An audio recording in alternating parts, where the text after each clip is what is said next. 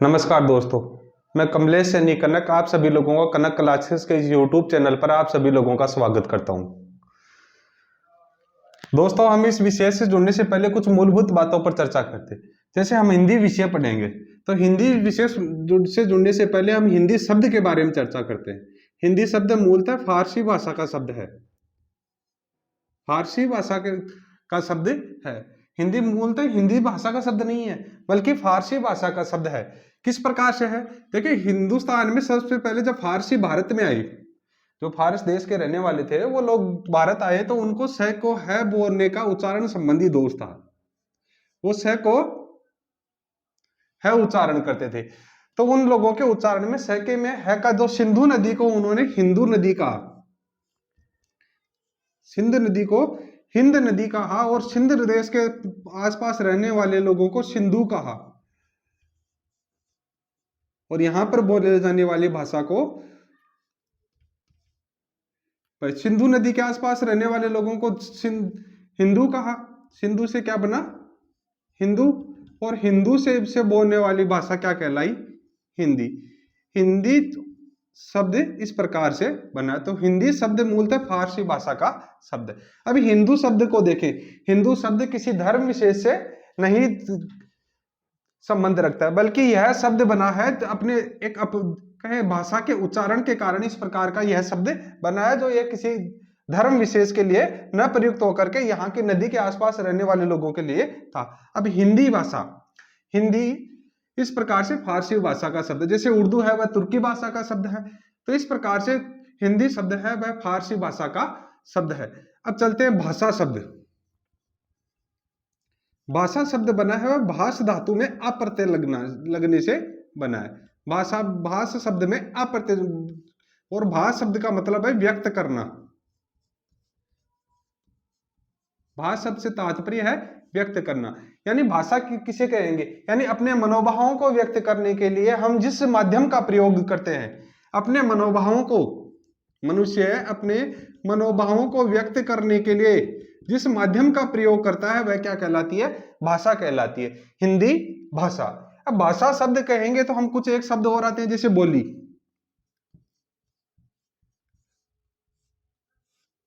बोली, बोली एक सीमित क्षेत्र में जो भाषा बोली जाती है, यह सीमित क्षेत्र में बोले जाने वाली जो भाषा है वह क्या कहलाती है? बोली।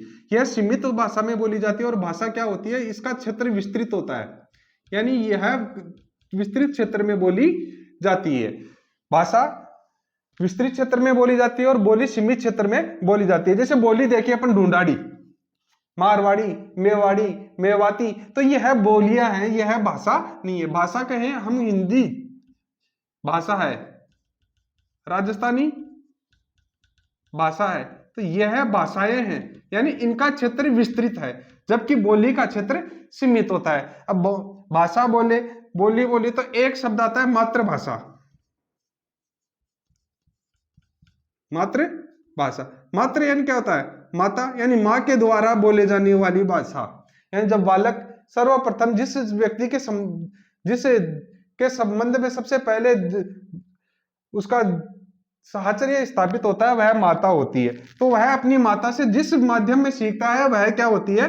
मातृभाषा होती है। और हम अपने मातृभाषा में अपने मनोभावों को सही ढंग से व्यक्त कर पाते हैं, तो यह होती है मातृभाषा। मातृभाषा मतलब माता से जो बालक जो भाषा सीखता है वह मातृभाषा कहलाती है।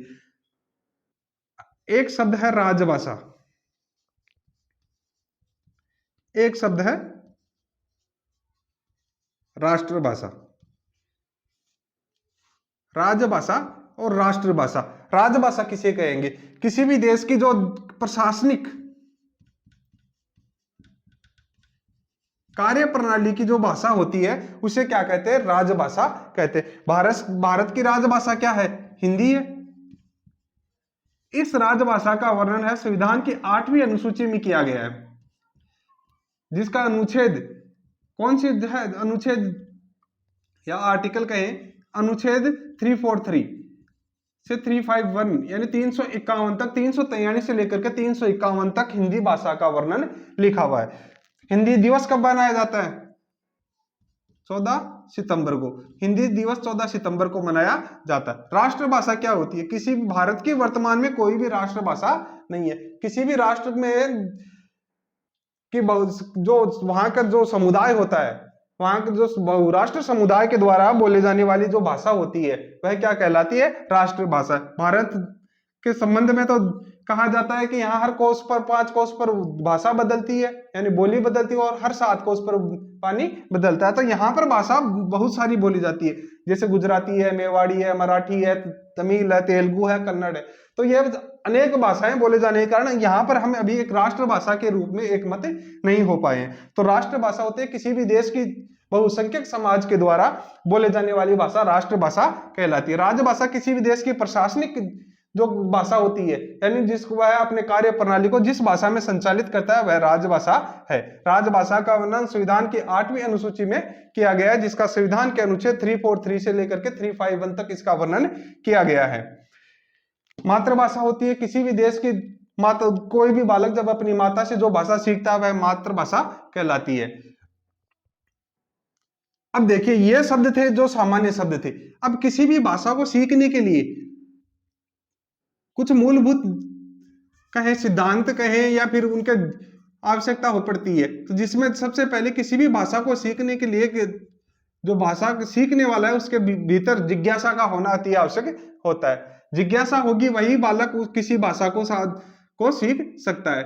एक है अभ्यास। अभ्यास के द्वारा कोई भी बालक किसी भी भाषा को शीघ्रता पूर्वक सीख सकता है। और एक है अनुकरण, यानी हम अभ्यास, अनुकरण और जिज्ञासा के द्वारा किसी भी भाषा को आसानी से सीखा जा सकता है। भाषा परिवर्तनशील होती है, यानी यह समय के साथ परिवर्तित होती रहती है। हिंदी का वर्तमान स्वरूप आने से पूर्व यह हिंदी की जो मूल भाषा है वह संस्कृत है। तो इस मूल भाषा को वर्तमान समय तक आने में काफी लंबा समय गुजारना पड़ा है। जिस प्रकार से अपन देखें,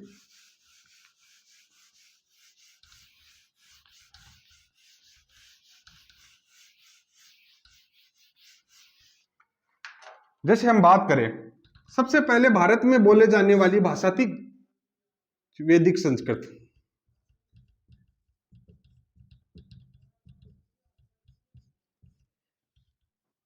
वैदिक संस्कृत चलती थी। वैदिक संस्कृत चलती थी तो वैदिक संस्कृत क्या थी? जैसे अपन बात करते हैं कि वैदिक संस्कृत में अपन रचना हुई थी वेदों की। वेद है, उपनिषद है, इन वेद और उपनिषदों की रचना हुई थी। तो वेद और उपनिषदों के जैसे अपन देखते हैं कि लाइन पूरी हो जाती है लेकिन वह शब्द पूरा नहीं हो पाता, यानी यह क्लिष्ट थी और भाषा परिवर्तनशील होती है। तो इस भाषा की क्लिष्टता और इसकी जो अपनी परिवर्तनशीलता के कारण वैदिक संस्कृत से फिर अपन एक और भाषा में कुछ बदलाव आता है और फिर चलती है लौकिक संस्कृत। लौकिक संस्कृत में रामायण और महाभारत का परिणत हुई।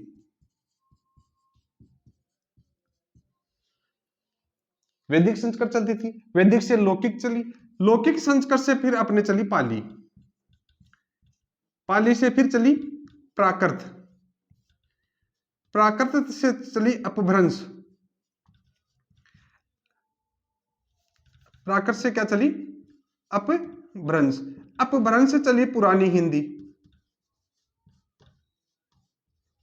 और पुरानी हिंदी से जो वर्तमान हिंदी जो चल रही है जिसे कहते हैं अपन खड़ी बोली, वह अपने वर्तमान स्वरूप में आते आते इन काफी लंबा समय निकाल करके आई है। 1500 ईसा पूर्व से लेकर के 1000 ईसा पूर्व तक, ईसा पूर्व तक जो भाषा बोली जाती थी वह वैदिक संस्कृत थी। इसके अंदर वेद और उपनिषद रचे गए। 1000 ईसा पूर्व से, ईसा पूर्व से लेकर के 500 ईसा पूर्व तक जो भाषा काम में ली जाती थी जो थी वह थी लौकिक संस्कृत, जिसके रामायण और महाभारत का चयन जो परिणत लिखी गई। फिर चली पाली भाषा। पाली भाषा 500 ईसा पूर्व से लेकर के पहली सदी तक, यानी 1 ईस्वी तक जो चली वह थी पाली भाषा। पाली भाषा के अंदर जब पाली भाषा चल रही थी उस समय बौद्ध धर्म था वह अपने चरम पर था, बौद्ध धर्म। तो इस बौद्ध धर्म ग्रंथ के जो ग्रंथ थे, त्रिपिटक कहते हैं जिनको, वह त्रिपिटक प्रणीत हुई है। त्रिपिटक कौन कौन से है? सूत पिटक, विनय पिटक, अभिधम पिटक। फिर पहली सदी से लेकर के 500 ईस्वी तक जो चली वह थी प्राकृत भाषा। प्राकृत भाषा के अंदर जैन धर्म ग्रंथ थे वह रचे गए, जिनको क्या कहा जाता है, आगम कहा जाता है। फिर प्राकृत के बाद में अपभ्रंश भाषा चली, वह 500 ईस्वी से लेकर के 1000 ईस्वी तक जो चली वह भाषा थी अपभ्रंश। और अपभ्रंश के बाद में पुरानी हिंदी चली, यानी हिंदी जो वर्तमान हिंदी थी उसका एक कदम जो पीछे था वह पुरानी हिंदी थी। तो हिंदी का जो उद्भव काल माना जाता है वह 1000 ईस्वी से माना जाता है। तो हिंदी अपने वर्तमान स्वरूप में आने से पूर्व इन चरणों से गुजर चुकी है। जो वर्तमान जो भाषा आई है, तो अपनी जो हिंदी की जो जननी कहे वह कौन सी भाषा है, संस्कृत भाषा है। वैदिक संस्कृत चली, वैदिक से लौकिक, लौकिक से पाली, प्राकृत, अपभ्रंश, पुरानी हिंदी, और वर्तमान जो चल रही है वह खड़ी बोली है। खड़ी बोली वर्तमान में चल रही है। यह था हिंदी का स्वरूप।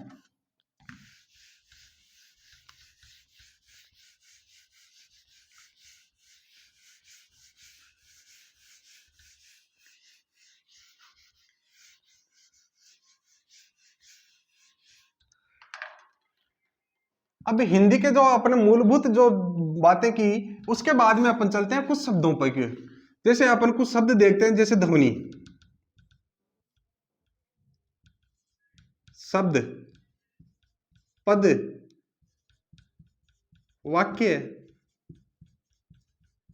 वाक्यांश, इन शब्दों के बारे में चर्चा करते हैं। वर्ण, ये है ध्वनि। किसे कहते हैं, किसी भी भाषा की या कहें हिंदी की जो अपनी जो भाषा है उसकी सबसे छोटी उच्चरित इकाई, भाषा की सबसे छोटी उच्चरित इकाई को क्या कहा जाता है, ध्वनि कहा जाता है। जैसे अ है, जब तक अब अपन इसको उच्चरित करते हैं, उच्चारण करते हैं, मौखिक रूप से बोलते हैं, तब तक यह है क्या है, ध्वनि है। अ है, आ है, क, ख, जो ये क्या है, यह ध्वनि है। जब तक यह उच्चरित रहती है, मौखिक रहती है। जब इस भाषा की सबसे छोटी इकाई को अपन लिखित रूप दे दे, जब इसको अपन लिखित रूप दे दे, तो यह क्या कहलाती है, वर्ण कहलाते। यानी भाषा की सबसे छोटी लिखित इकाई क्या कहलाती है, वर्ण कहलाती है। वर्णों का मेल क्या कहलाता है, दो या दो से अधिक, दो या दो से अधिक वर्णों का मेल क्या कहलाता है, शब्द कहलाता है। वाक्य में प्रयुक्त होने के बाद ये शब्द क्या कहलाते हैं, वाक्य में प्रयुक्त होने के बाद यह शब्द पद कहलाते हैं। वाक्य किसे कहेंगे, शब्दों का दो या दो से अधिक शब्दों का वह समूह है जो हमें एक निश्चित अर्थ का ज्ञान कराता है, या वक्ता के द्वारा बोले गए भावों को श्रोता तक क्या पहुंचाता है, श्रोता तक पहुंचाता है, वह वाक्य कहलाते हैं। वाक्यांश किसे कहलाते हैं, वाक्यांश के दो या दो से अधिक शब्दों का मेल, दो या दो से अधिक शब्दों का मेल जो वाक्य की दृष्टि से तो पूर्ण नहीं होता है, लेकिन फिर भी हमें एक अर्थ की ज्ञान प्रतीति कराता है। जैसे अपन नहीं कहते हैं कि अपन जैसे वाक्यांश बोलते हैं, जैसे जिसकी भुजाएं घुटनों तक लंबी हो, जिसकी भुजाएं घुटनों तक लंबी हो, उसे क्या कहते हैं, अजान बाहु। जो कभी बूढ़ा न हो अजर, जो कभी न मरे वो अमर। तो यह क्या है, ये वाक्य की दृष्टि से पूर्ण नहीं है, लेकिन फिर भी हमें एक क्या कराते हैं, अर्थ का ज्ञान कराते हैं। वाक्य की दृष्टि से पूर्ण नहीं है, लेकिन फिर भी हमें एक अर्थ का ज्ञान कराते हैं, यह है वाक्यांश कहलाते हैं। वाक्य किसे कहेंगे, दो या दो से अधिक शब्दों का समूह जो वक्ता के द्वारा बोले गए भावों को श्रोता तक पहुंचाता है, वह वाक्य कहलाता है। पद किसे कहेंगे, वाक्य में प्रयुक्त हुए जो शब्द है वह पद कहलाते हैं। शब्द किसे कहेंगे, दो या दो से अधिक जो वर्णों का समूह है वह क्या कहलाता है, शब्द कहलाता है। ध्वनि किसे कहेंगे, भाषा की सबसे छोटी उच्चरित इकाई को क्या कहेंगे, ध्वनि कहेंगे। वर्ण किसे कहेंगे, किसी भी भाषा की सबसे छोटी लिखित इकाई को वर्ण कहा जाता है। तो आज हमने इन शब्दों के बारे में चर्चा की। अब आगे हम जो हमारा विषय होगा जो वह होगा वर्ण। ठीक दोस्तों।